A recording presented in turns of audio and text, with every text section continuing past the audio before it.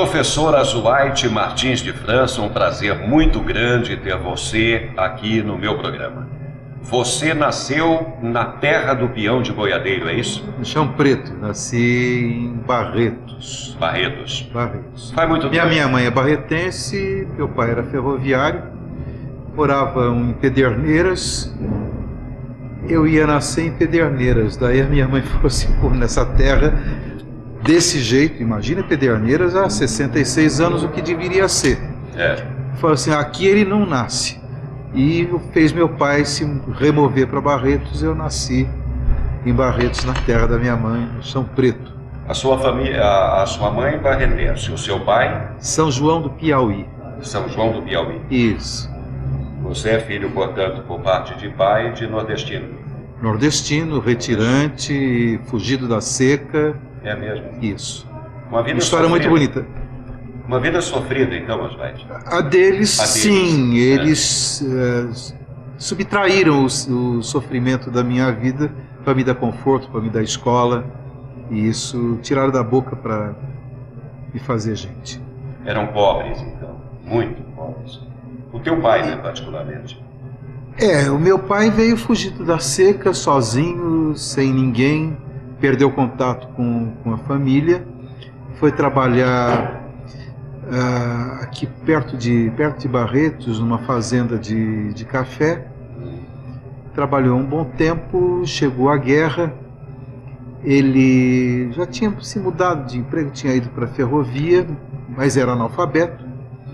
E a vida dele não valia nada, veio a guerra, ele resolveu ir para a guerra. Foi estudar por conta própria, em escola noturna, sozinho. E eu tenho os livros dele, conservo os livros em que ele estudou até hoje. Foi estudar português, matemática, geografia, história, inglês, porque ele queria ir para a guerra. Enquanto tantos e tantos queriam desertar, ele queria ir para a guerra. Estudou por conta própria? Por conta própria. E se ele voltasse, se ele morresse, ninguém sentiria a falta dele. Se ele sobrevivesse à guerra, ele tinha um emprego melhor. Mas ele não conseguiu ir para a guerra.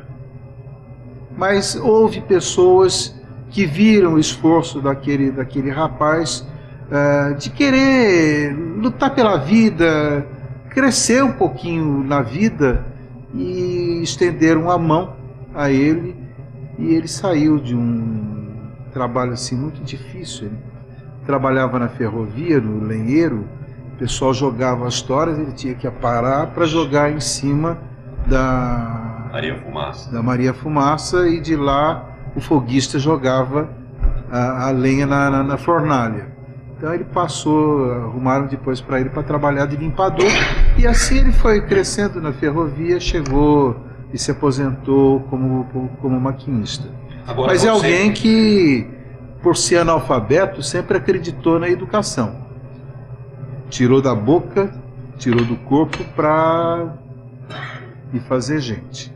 Azuaite, e você nasceu nesse tempo difícil, ou já, quando você nasceu, a vida do seu pai, sua mãe já estava mais ou menos estabilizada? A vida do meu pai e da minha mãe eram muito melhores do que esse tempo, porque meu pai já não trabalhava na lavoura de café, já não trabalhava no lenheiro. Quando eu nasci, meu pai era foguista. Tá. Foguista da ferrovia. A tua infância foi em Barretos? Como é que... Não, eu nasci em Barretos, e com pouco tempo meu pai foi transferido para Jaboticabal, onde nasceu o meu irmão. Eu não tenho lembranças nem de Barretos nem de Jaboticabal. Depois nós fomos morar em Tabatinga. Aqui perto de Araraquara. Eu costumo dizer que o melhor lugar em que eu já morei foi Tabatinga, porque eu morava no centro. Só existia o centro da cidade. Depois nunca mais eu consegui morar no centro de uma cidade. E como é que de foi? Tabatinga, antes de completar 8 anos de idade, eu vim para cá. E aí começou a tua história toda em São Carlos, não é? Quer dizer, estudou aqui, enfim. Faz muito tempo isso? Eu tenho 66, eu vim para cá antes de completar 8 anos. Eu fui alfabetizado em Tabatinga, grupo escolar Professor Paulista. Dona Nívia Cirino. Que coisa lembrar hoje ainda, né? É uma coisa meio rara, né? Você como educador hoje, se lembrar da sua primeira professora. Hoje em dia... Ela é inesquecível. Os professores deveriam ser inesquecíveis se as pessoas tivessem real consciência da importância da educação. Então, aí com 6 anos de idade, 8 anos, enfim, você veio para São Carlos. E aí, aqui, as coisas já eram melhor na tua vida. Já teve uma infância mais, enfim... Infância de gente pobre. Meus pais estimulavam o estudo. Eu aproveitei a oportunidade e estudei. Eu sempre fui bom aluno. E a vida é assim. Eu acho que a gente tem que ter garra para aproveitar as oportunidades. E a tua decisão de se tornar professor do magistério, enfim, como foi isso? Veio desde pequenininho, você manifestava... Desde pequeno, eu sempre quis... Eu queria ser professor de português. Professor de línguas. Tá. Mas você fez direito também, né? Eu sou formado em letras pela Unesp de Araraquara. Foi a minha primeira graduação. A minha segunda graduação foi Ciências Sociais na Unesp em Araraquara. Depois eu me formei em Pedagogia e finalmente eu fiz Direito. Mas embora eu tenha carteira da OAB e coisa e tal, eu não exerço a profissão. Porque eu acho que é preciso ter uma dedicação preciso ter dedicação em tudo aquilo que você faz. Mas tendo muitas atividades, leite como eu tenho, direito é importante o prazo, você não pode perder um prazo. Então eu prefiro não advogar a perder algum prazo. Toda a sua pré-adolescência e adolescência foi, portanto, aqui em São Carlos. Que lembranças que você tem desse tempo, Oswald?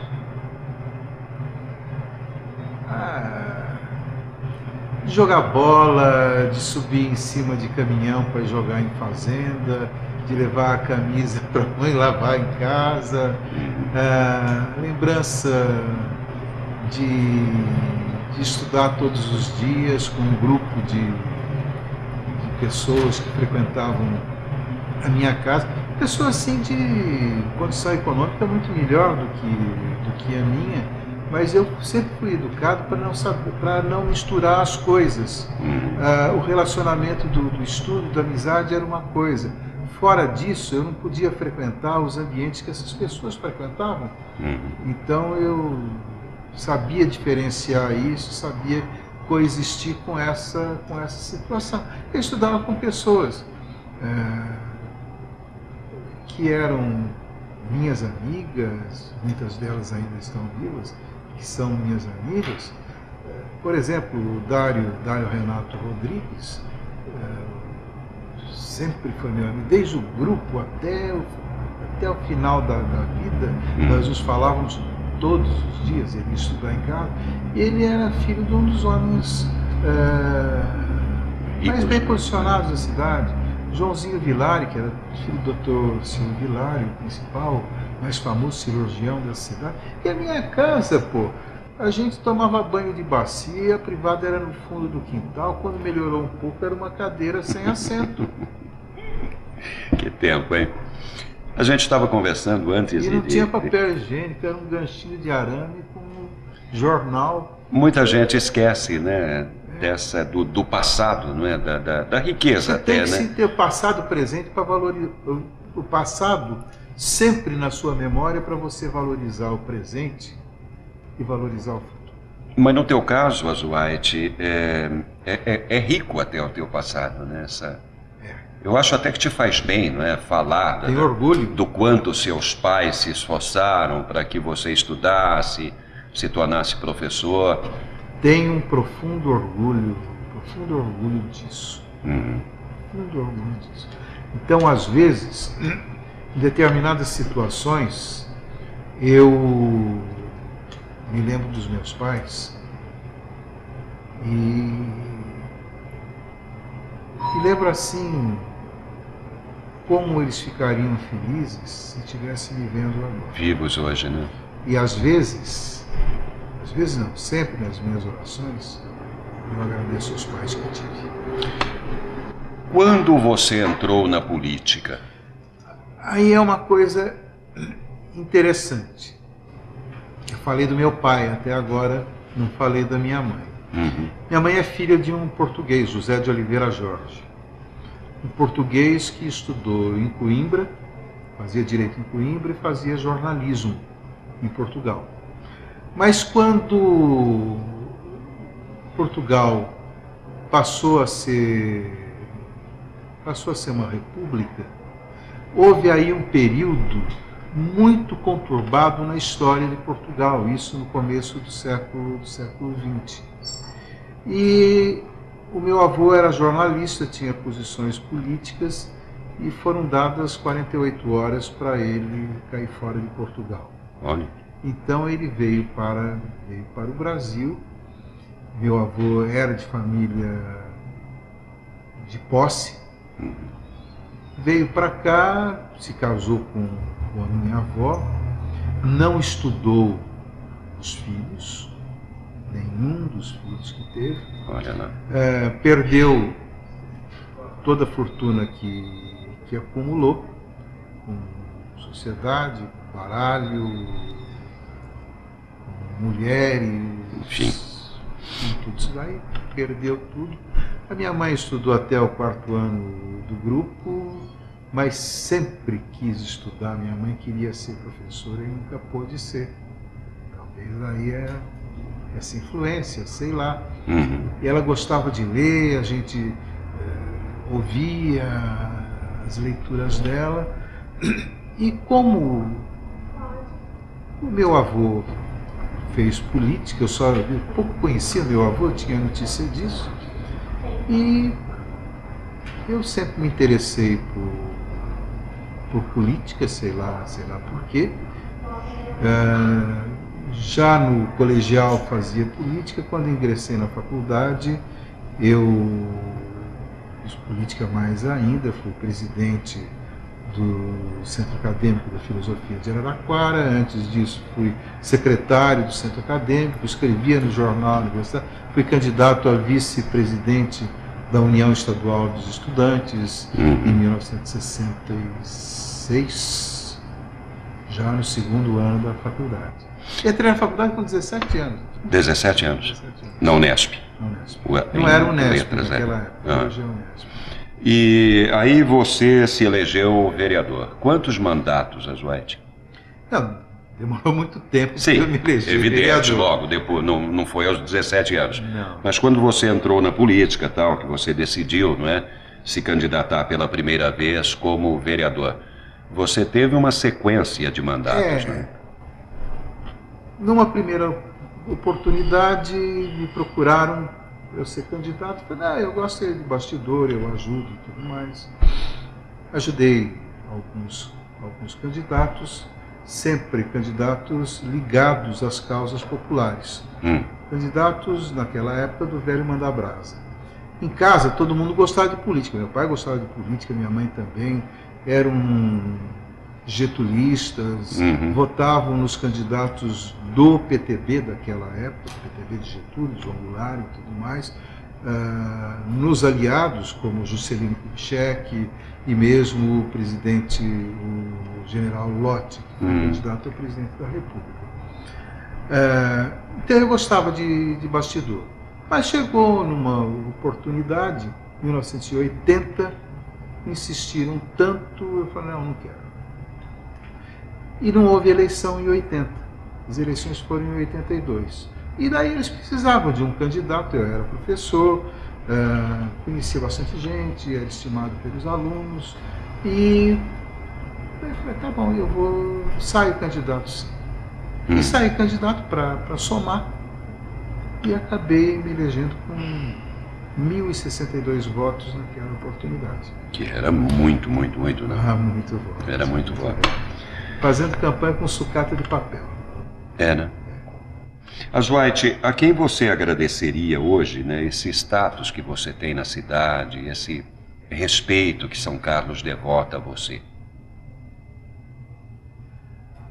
Olha, eu tenho que agradecer aos meus pais que me deram essa formação, que me deram essa oportunidade, mas também as pessoas que estenderam as mãos para mim.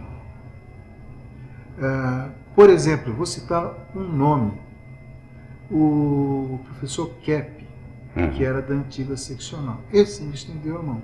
Aos meus professores, que sempre me respeitaram, me instruíram e tudo mais. E tem que fazer também um agradecimento especial, Leite, às pessoas que procuraram colocar obstáculos na minha vida. Eu era criança, eu ia para a escola. Um dia alguém disse para mim, eu não vou dizer o nome aqui, mas o que você tanto estuda? Eu quero ser alguém na vida. Eu disse, eu era criança.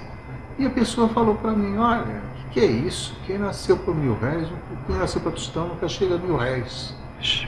Dizer uma frase dessa para uma criança... É duro, né? É duro, é destruir uma criança. É destruir. Mas, para mim, não destruiu.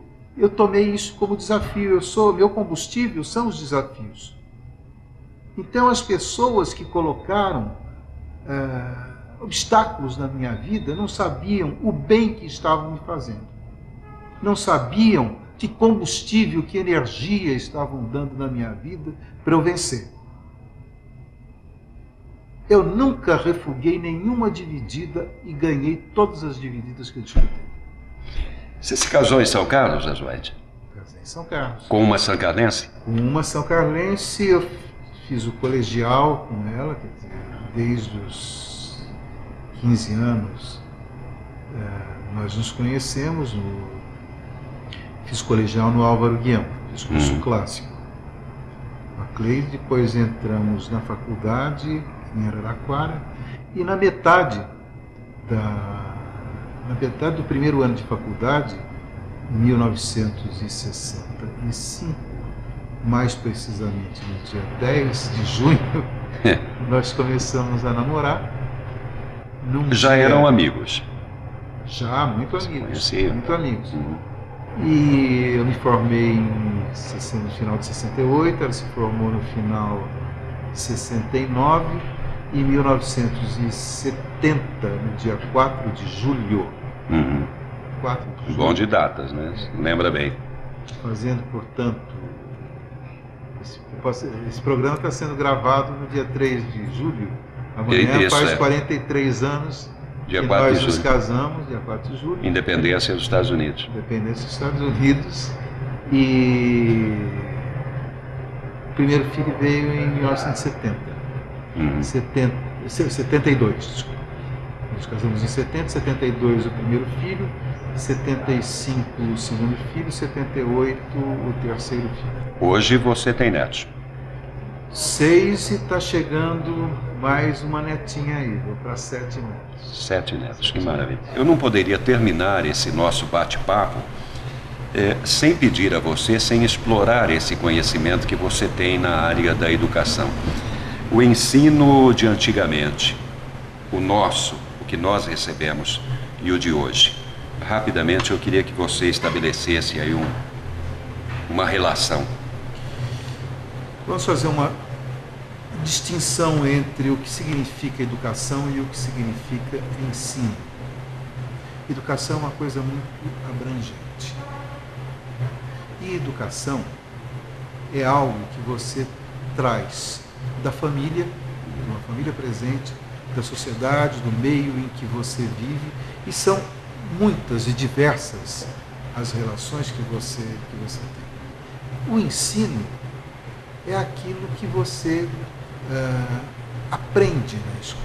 Então, o ensino é algo muito mais focado, muito mais restrito.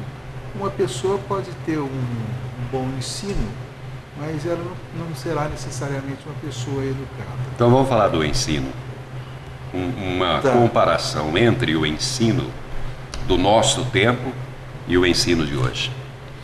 Primeiro, presença da família estimulando. Naquele tempo havia. Naquele tempo havia, hoje você tem o tecido familiar esgarçado, as relações sociais esgarçadas, e você não tem, muitos alunos não têm esse suporte porque não tem família, não tem ambiente de estudo, não tem estímulo. Segundo, a vontade, a garra.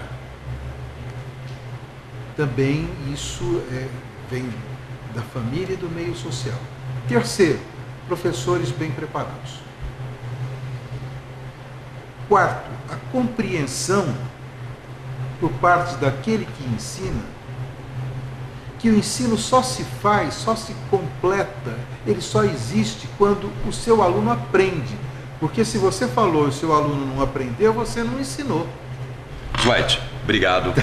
Grande abraço. Muito obrigado. Muito obrigado. Prazer estar com você, prazer estar com seus ouvintes. Parabéns pelo programa. Obrigado. Muito obrigado.